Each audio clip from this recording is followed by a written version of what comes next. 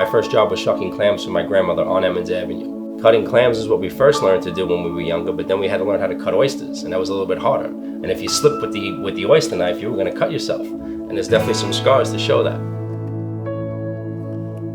We didn't go outside of the neighborhood when we were younger. This was the world to us. Our boundaries were pretty much from Emmons Avenue to Avenue U, from Ocean Avenue to Nostrand Avenue.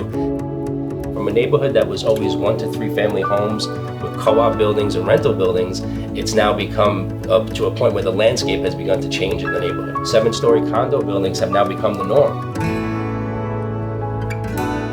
Growing up in the restaurant business, we were friendly with other business owners. I started here when I was 15. The business is 82 years old. This store was opened in 1957. 1938 we opened.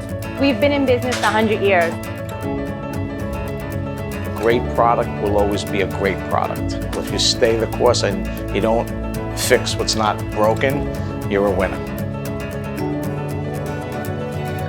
We always use the same products, and we never changed anything since 1957. If something's not broken, don't fix it.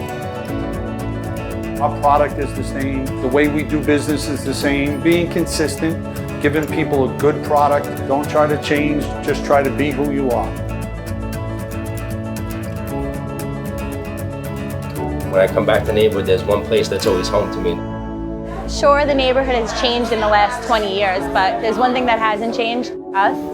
The key is consistency. We use the same products forever. We don't care the price. If they go up, we pay higher for them. The past is a great teller of the future. That's why we stay the same.